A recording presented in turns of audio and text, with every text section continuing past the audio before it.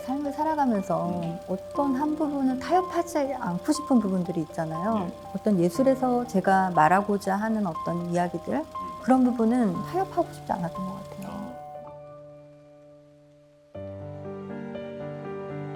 회화와 설치 작품을 하고 있는 김마저 작가라고 합니다.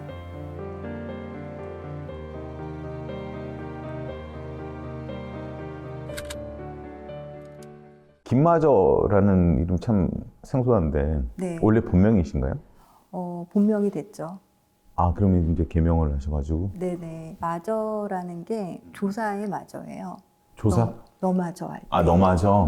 아, 너 마저 떠나보내고 뭐 이런. 보통 이제 고유명사 이름을 위한 명사를 쓰잖아요. 조사를 이름으로 한번 써보고 싶다라는 생각이 있었어요. 있는 이가는 다 보조격으로 쓰이는데 마저는 어떤 조사이면서도 의미가 있는 거예요. 어떤 것마저 비울 수도 있고 어떤 것마저 채울 수도 있고 어떤 이중적 그 의미를 갖고 있어서 아 이걸 이름으로 쓰면 좋겠다라는 생각을 했어요. 어떻게 보면 이제 작가님 작업하고도 연관성이 있고 네. 네. 요즘 상당히 어떻게 보면 좀 바쁘게 좀 네. 일상을 보내신 것 같은데 네. 어떻게 보내고 계시는지.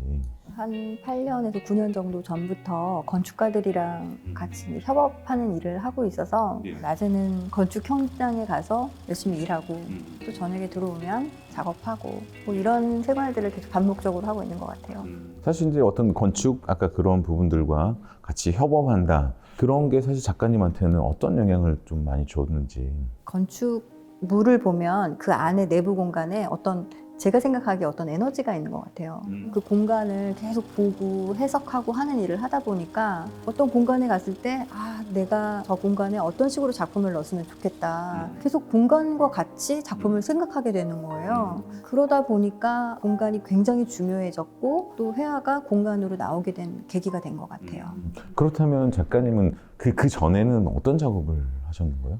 그 전에는 어떤 회화 작업을 했는데 말하는 맥락이랑 사실 형태는 달라졌지만 저는 이렇게 같다라고 생각을 하거든요. 회화의 모티브를 줬던 건 미나였는데 적어도 제가 어떤 미술 사조에 있어서 제 부모가 되는 거는 우리의 어떤 그림이었으면 좋겠다라고 생각을 했던 것 같아요. 그래서 미나의 출발점을 두고서 플라스틱 화조화를 그렸었거든요. 사람들이 눈에 보이는 행복을 가시적으로 보여주기를 되게 좋아한다고 느꼈던 것 같아요. 그래서 꽃을 그리는데 플라스틱으로 된 꽃은 반질반질하고 남이 보이기에는 굉장히 좀 그럴싸해 보이지만 사실 또 어떻게 보면 내실이 없는 뭐 그런 거를 회화로서 표현을 하고 싶었던 것 같아요. 책가도에 가서는 조금 더 그 깊숙이 어떤 여성에 대한 문제도 되게 많은 고민을 했던 것 같아요. 30대가 되면서 여성이라는 위치가 사회로부터 혹은 가정으로부터 어떤 요구들이 되게 많이 있었던 것 같아요.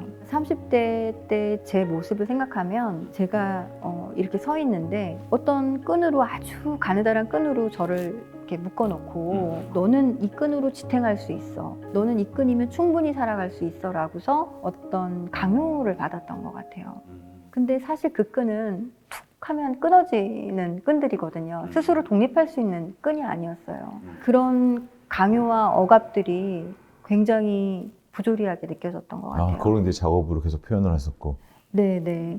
지금도 이제 실이 나오잖아요. 그렇죠, 네네. 실이 나오는데 회화 작업에도 실을 그렸던 것 같아요. 새가 실을 물고 있는데 자신의 몸 전체를 칭칭 갖고 있는 새도 있고 아니면 다 잘라진 실을 이렇게 물고 있는 새도 있었어요. 작은 실을 몸에 감고 있는데 그 실을 끊는 사람은 본인 자신이라고 생각을 하거든요. 근데 그 실 하나를 끊지 못해서 그 실 감겨진 불편한 상태대로 계속 그것을 유지를 하거든요. 근데 저는 사실 그러지 못한 사람이었어요. 그래서 이 실이 감겨진 게 어떤 한 인간으로서 너무 부조리하다라고 느끼면 그 실을 어떻게 해서든지 제가 끊어내야 되는 그런 상황에 도달했었고 얽혔던 실 하나하나를 다 풀었던 것 같아요. 결국 누구의 도움을 받으면 그 누구의 도움이 또 실을 감는 또 그 역할이 될 수 있으니 본인 스스로가 할 수 있는. 그렇죠. 그래서 어떤 책가도에 보면은 인간의 욕망이 억압받았던 그 내면에 대한 어떤 그런 성찰들이 많이 들어가 있는 것 같아요. 근데 지금의 작업은 좀 더 상당히 내용적인 더 많이 들어가 있었네요. 그 억압받았던 그런 어떤 그 욕망들을 다 풀어내지 않으면 제 스스로 저를 지탱할 수가 없었어요. 그럼 지금은 다 풀으셨나요? 지금은 어쨌든 제가 그런 것들을 해소하기 위해서 여러 가지 노력을 했었고 이 작품에서도 어떤 그런 스토리가 들어가는 내용들이 굉장히 많이 있었는데 저절로 그 이야기들이 빠지고 형태만 남아있는 형태로. 이제 더 이상 사실 그 얘기를 굳이 안 해도 되니까 네. 상황적으로. 네. 저한테 영향을 줬던 거는 굉장히 제가 어렸을 때 명상을 했거든요. 명상. 네네. 25살 때 하도 제가 이제 학교 잘 안 다니고 하니까 부모님께서 절에 가서 수련회를 갔다 와라. 아, 그래서 송광사에 가게 됐어요. 앉아가지고 자선 같은 걸 하는데 예술활동을 하지 않았으면 이런 도닦는 일을 하지 않았을까 싶을 정도로 되게 명상이 저랑 잘 맞았어요. 아 진짜요? 명상이라고 하는 거는 어떤 생각이랑 생각이 있으면 그 생각의 사이 공간을 계속 많이 만드는 거거든요. 그러니까 생각과 생각이 없는 공간, 이 몸뚱아리를 갖고 있는 나와 또 의식하는 내가 있잖아요. 도대체 이 두 자아 사이에서 나라는 건 뭘까라는 의문점에서 시작을 했거든요. 자신의 본질을 더 찾기 위해서. 네네.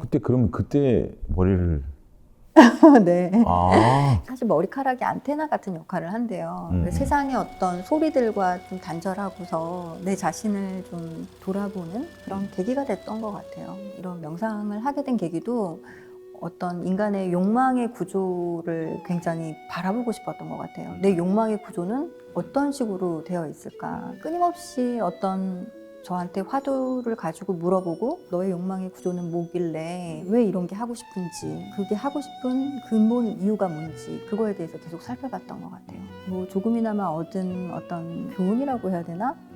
그런 것들은 정의 내리지 않는 거였어요. 그러니까는 뭔가 만약에 뭐 서양화가 있다, 동양화가 있다 그러면은 나는 서양화니까 뭐 이런 유화 작업을 해야 돼.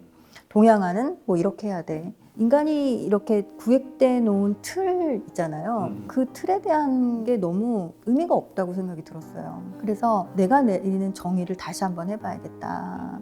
그래서 사전적 정의 말고 내가 진짜 보고서 느끼는 정의들은 뭔지 다 어떤 대상마다 새로운 정의를 내리기 시작했던 것 같아요. 뭘 전공하고 뭘 배웠느냐보다도 내가 말하고 싶은 부분이 어떤 것일까. 정말 인간이 어떤 구획되어진 것들 있잖아요. 그걸 어떻게 하면 예술로서 굉장히 좀 유연하게 만들어줄 수 있을까? 그래서 재미를 줄 수 있을까? 뭐 그런 생각들을 많이 했던 것 같아요. 그러니까 상당히 그런 부분들이 뭐 작가님한테는 이제 새로운 어떤 걸 하겠지만 네. 막상 현실로 왔을 때는 네. 상당히 어려운 부분들이 많았을 거라고 생각이 들거든요.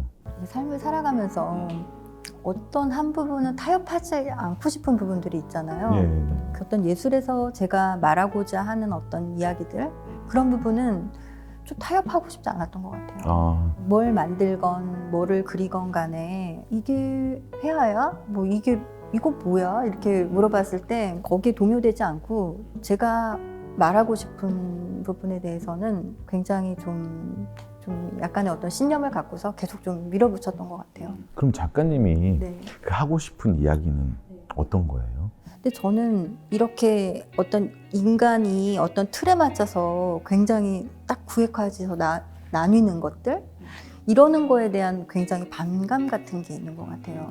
왜냐하면 그 구획 안에 못 들어오는 아주 미세하고 작은 것들, 감정들, 감각들 뭐 이런 것들은 다 잘려지고 없어지거든요. 그래서 오히려 그런 조각들을 모아서 작업에 더 쓰는 것 같아요. 작은 부분까지 다 캐치해가지고 네. 상당히 어떻게 보면 진짜 감각이 더 날이 섰다는 느낌이 좀 드는 것 같아요. 네, 명상을 통해서 그 감각들이 이렇게 날이 설 수 있는 거는 사실 어떻게 보면 굉장히 어린아이 같은 시선이거든요. 풀 한 포기가 있거나 돌멩이 하나가 있는데 그 대상보다 내가 우위에 있다고 생각하면은 사실 그들의 감각과 통할 수가 없는 거죠. 아, 왜냐하면 내가 그들을 내려다보게 되잖아요. 내가 그 대상을 아래서 위로 볼 수 있을 때 그 대상을 진짜 다시 한번 이렇게 다가갈 수 있는 거거든요. 제가 어떤 명상을 통해서 했던 것들은 모든 내가 아는 것에 대한 판단을 중지시키는 거였던 것 같아요.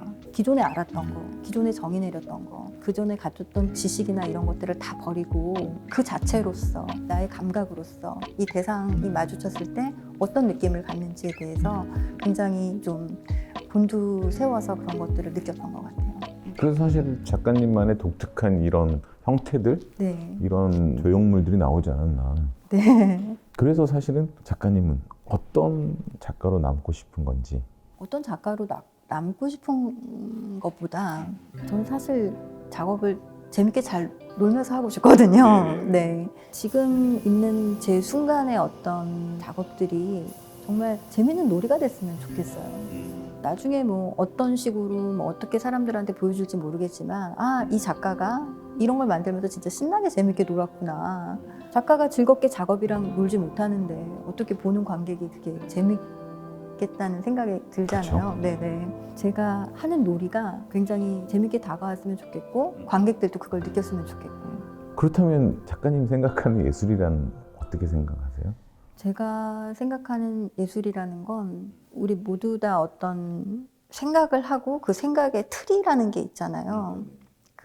이게 틀이라는 게 고정이 된단 말이에요. 계속 그런 똑같은 생각을 하다 보면 그 틀을 안에다가 작은 구멍을 내주는 거예요. 이게 완벽하다고 하는 틀에 구멍을 하나 내주면 그게 완벽해지지가 않잖아요. 그러면 뭐 균열이 돼서 깨지기도 하고 좀 약간 뭐 어긋나기도 하고 부서지기도 하는데 그 틈새의 공간을 파고드는 거죠. 그러면 그 구멍이 저와의 구멍일 수도 있고 세상과의 구멍일 수도 있는데 그 구멍이 결국에는 소통의 시작이 이루어지는 것 같아요. 모든 사물이든 사람이든 간에 소통의 시작이 되어야지 뭔가 서로 어떤 관계가 이루어지고 거기서 이제 이야기가 시작이 된다고 생각하는데 어떤 고정관념에 딱 이렇게 정착이 되어 있으면 어떤 이야기도 들리지가 않는 것 같아서 그러니까 오히려 정말 완벽하다고 하는 것들 그 다음에 너무 당연시 여기시는 것들에 제가 보면은 약간 삐딱한 그런 시선들이 있는 것 같아요.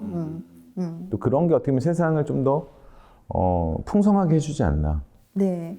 우리가 궁극적인 세상이라고 불려지는 실제의 세계가 있는데 우리는 미처 거기에 도달하지 못하는 것 같아요. 그러니까 너무나 언어적인 것도 그렇고 뭐 여러 가지 인간이 구획해 놓은 것들이 실제에 가깝다고 이렇게 포장을 하지만 결국 우리는 그 세계를 다 표현할 수가 없잖아요.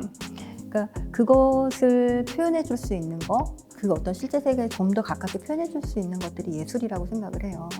예술이라는 건 그래서 어떤 언어로서 다 형상화될 수 없는 것들이라고 생각해요. 네.